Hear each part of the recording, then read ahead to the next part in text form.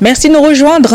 Ce matin, nous parlons de l'hygiène intime chez l'homme. Donc, cette hygiène intime chez l'homme, on l'a décrit et puis on a donné aussi quelques astuces, quelques conseils pour vous, messieurs, pour vraiment comment pratiquer ça au quotidien. Il faut vraiment ancrer ça dans votre routine parce que c'est très important pour vous, pour votre propreté, pour aussi donner envie à votre partenaire de vous faire des câlins, de vous sentir justement parce que parfois c'est pas très très catholique en bas.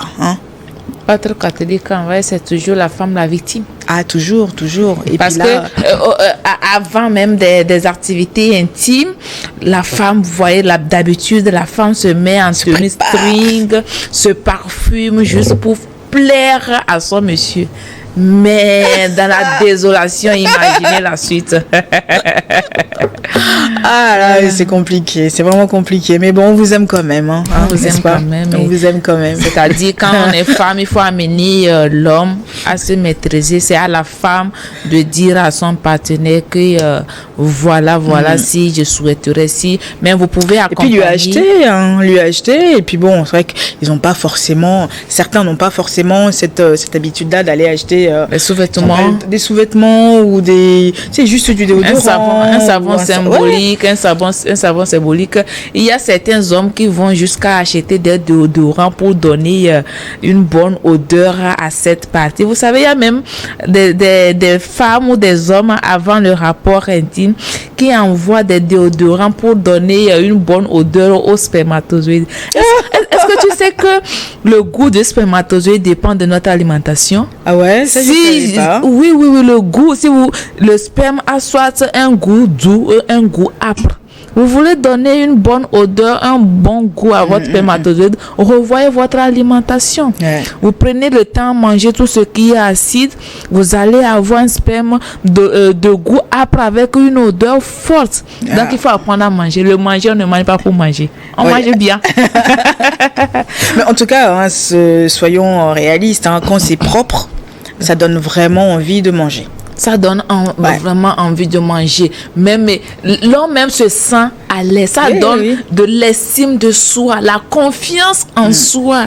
Et des fois, ces odeurs, lorsque l'homme est assis, il peut ressentir et se dire que celui qui est à côté de moi, est-ce qu'il ressent ce que je ressens? Ça fait que l'homme peut perdre son équilibre. Et Docteur Farid a levé la main. En fait, moi, j'aimerais savoir, est-ce que l'hygiène intime chez l'homme doit se cantonner seulement ou alors au côté sexuel? Je pense que l'hygiène intime, c'est d'abord préserver son corps, ses attributs masculins, les mettre dans des conditions de sainteté. Pas de sainteté, mais bon, de propreté. Voilà. Donc, moi, je pense que chez l'homme, il doit y avoir plusieurs étapes. D'abord, ce qui devrait plus intéresser les gens, c'est comment faire une hygiène intime chez l'homme. Je pense on doit dire qu'il y a plusieurs étapes.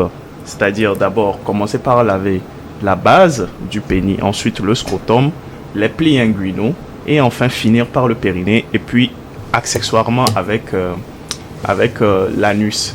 Nous avons nos confrères musulmans qui sont bien doués par ces choses-là aussi. Pour le nettoyage. Donc voilà, c'était un peu ce que je voulais ajouter. Après, il y a les aisselles aussi, parce que c'est vrai que ça ne s'arrête pas qu'en bas, mais il y a aussi les aisselles. Des fois aussi, c'est compliqué, parce que on dit le citron aussi, ça aide à garder, à retirer les odeurs. Mais du citron aussi, en fait, c'est de la tête aux pieds. Être propre sur soi, déjà, c'est important. C'est important. Ça donne, comme le docteur l'a dit, ce n'est pas forcément réservé pour des ébats intimes, des activités intimes. C'est pour que l'homme même se sente. C'est pour l'hygiène, la santé, le bien-être de l'homme d'abord. Et maintenant, c'est ce qu'on a sur soi qu'on transfère aux autres. Et c'est vraiment important de maîtriser les étapes. Comment le faire. Il n'y a pas un moyen magique, il n'y a pas une manière, un miracle. C'est d'être propre, d'avoir juste une eau propre en abondance et avoir un savon ordinaire. Et sur les étapes que le docteur vient de citer, vous avez une bonne hygiène intime. Un homme peut être propre sur lui, très beau et tout ça, et puis en bas, sentir mauvais. Pourquoi on appelle les parties intimes? Parce que c'est intime, c'est caché. Donc, oui. c'est bien vrai que l'hygiène, la toilette qu'on donne à tout son corps, c'est la même toilette, mais comme c'est intime, il faut quelque chose de spécial. Ouais. C'est caché. Oui, c'est ça. Comme c'est caché, il y a forcément la macération, il y a forcément des sécrétions qui peuvent se propager tout au long du corps. Donc, il est vraiment important de réserver une bonne hygiène, mais surtout une bonne hygiène régulière, mais ne pas s'exposer à une exagération, parce que l'excès de toute chose nuit à la santé. Est-ce qu'il y a des conséquences pour une hygiène, un manque d'hygiène intime chez l'homme? Est-ce qu'il y a des conséquences? Est-ce que ça va des maladies, tout ça? Premièrement, c'est que l'homme même ne se sentira pas à l'aise. Deuxièmement, c'est que c'est les infections qu'il va traîner. Peut-être c'est une rougeur, une démangeaison, des plaies par ici, des plaies par là. Et lorsqu'on a une infection, c'est que ça devient une source de propagation de ces infections, parce que 80% des infections chez les femmes proviennent des rapports sexuels. On ne va pas se voiler la face. Donc, il est vraiment important que l'homme connaisse ce qu'est une hygiène intime, et surtout les bonnes manières pour une bonne hygiène intime. Exactement. On va passer à la chronique de Dr Farid, s'il vous plaît, la régie.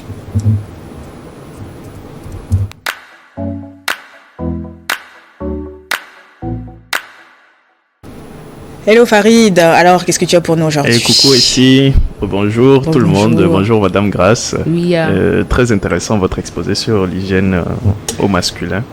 C'est vrai que c'est quelque chose qui touche beaucoup d'hommes. Hein.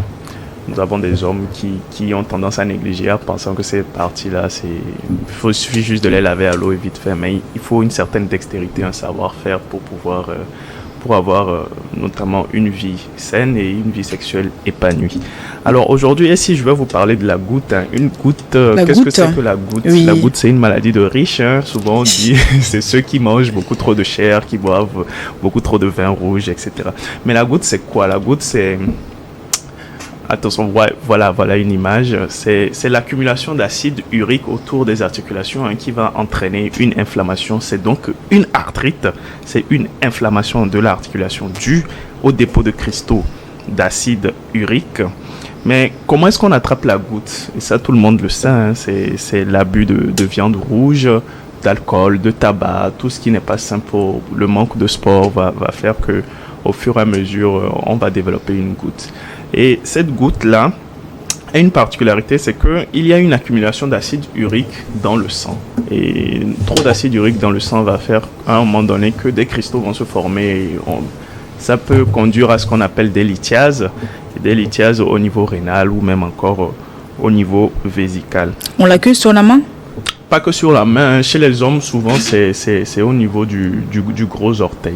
Alors, comment est-ce qu'il faut éviter la goutte? C'est favoriser les aliments qui sont riches en purine, hein, c'est-à-dire les fruits, faire plus de sport, éviter le tabac et prendre les produits laitiers modérément.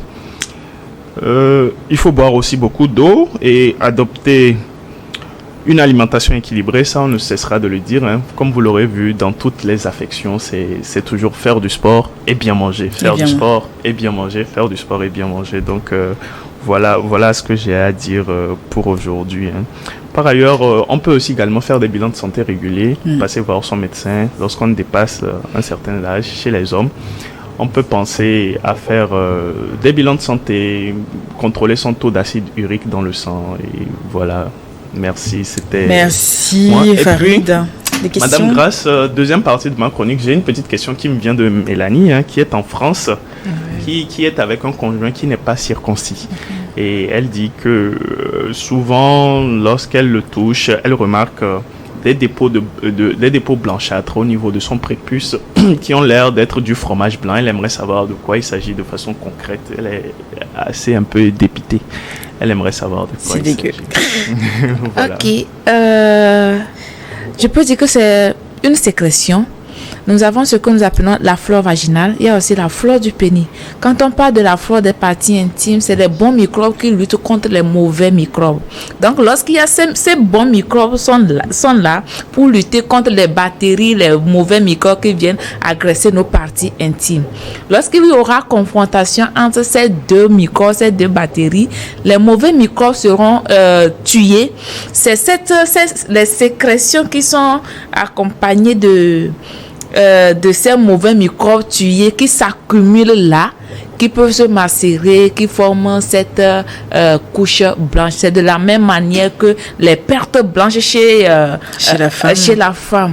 Donc, ce sont des sécrétions. Dans le jargon médical, je pense qu'on l'appelle il y a un nom médical que j'ai oublié. C'est le smegma. Le smegma, voilà. Donc, c'est pourquoi j'ai dit plus haut qu'il est vraiment important de décaloter, c'est-à-dire de tirer la peau du prépuce pour pouvoir nettoyer ces sécrétions. Ces sécrétions sont issues d'une sécrétion, de la confrontation entre les bons microbes au niveau de votre appareil génital et des mauvais microbes qui allaient agresser votre partie intime.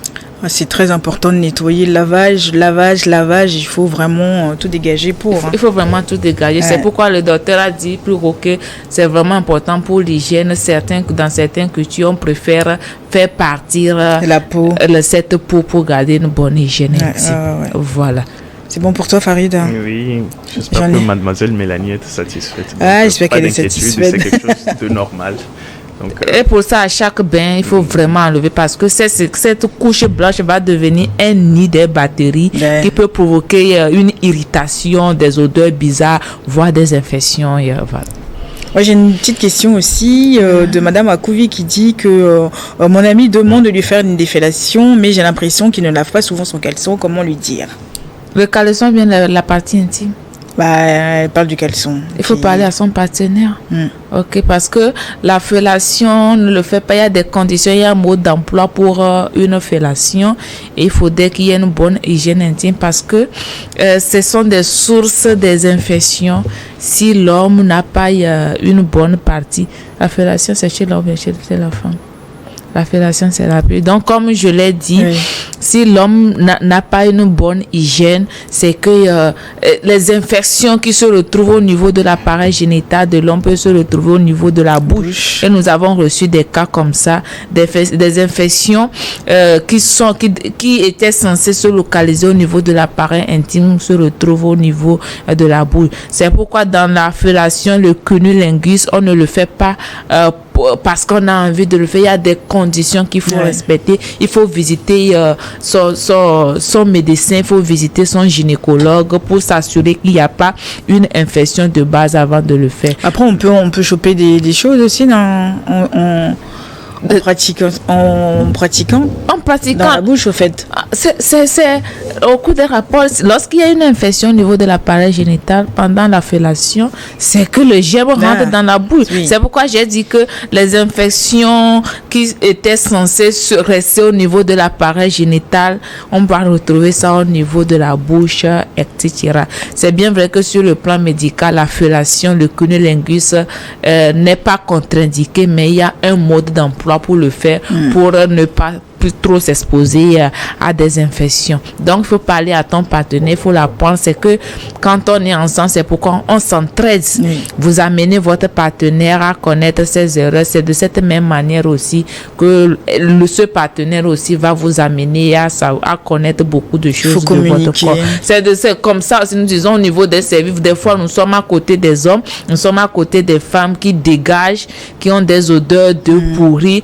Mais comme les seules odeurs sont sur nous, nous sommes habitués, nous ne nous rendons pas compte que nous avons ces odeurs.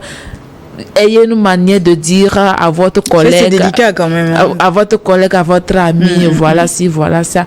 Petite honte vaut mieux que grande honte. Vaut mieux de lui dire que ça reste entre vous que de laisser ce dernier ou bien cette dernière aller s'exposer ailleurs.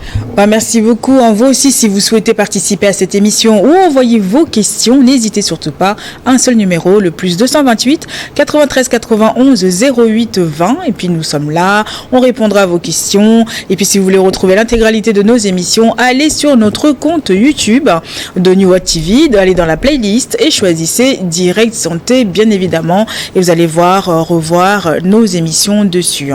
Donc là, on va clôturer l'émission, mais avec des conseils, des astuces pour ces hommes qui qui en ont besoin, comment gérer, laver, garder la propreté de son hygiène intime. Madame Grace. Comme nous l'avons dit, quand on parle appareil, les parties intimes, nous avons le pénis, nous avons le pubis, nous avons le scrotum où est localisé les testicules. Il faut savoir bien nettoyer, surtout au niveau de pénis, pas trop fort, pas avec de l'éponge dure, les entrejambes, entre les cuisses. Il faut vraiment nettoyer sous les pubis, il faut vraiment nettoyer avec un savon ordinaire et rincer abondamment avec de l'eau propre, pas de savon antiseptique. Au cas où vous allez utiliser du savon antiseptique, il faut le diluer avant pour que le pH ne détruise pas votre peau. En cas d'irritation, en cas de mauvaise odeur, il faut consulter son médecin, c'est vraiment important. Ce que vous devez savoir, c'est que l'hygiène intime ne concerne pas que la femme, les hommes aussi doivent en tenir compte, mais attention, pas d'excès. Une bonne hygiène, laver son partie intime une fois par jour, c'est vraiment important. Docteur Farid, tu veux rajouter quelque chose? Pas grand chose, je pense que Madame Graza a déjà tout dit. Voilà quoi, l'hygiène ne concerne pas que l'homme et pas que la femme, il y a aussi une responsabilité partagée quoi, pour une vie épanouie tous ensemble. Pour une vie épanouie tous ensemble, et puis c'est important en tout cas de vous sentir bien dans votre peau déjà avant tout, parce que c'est agréable. C'est agréable, et puis par rapport aussi à votre voisin, à votre partenaire, aux gens qui vous entourent, à vos collègues, c'est aussi important de vous sentir bon et pour que ce soit agréable pour chacun d'entre nous. Grand merci à notre partenaire Voltic, merci à Fofo avec les soins à la régie, et puis un merci à vous tous qui nous suivez tous les jours dans cette émission Direct Santé. On se retrouve demain, bye bye.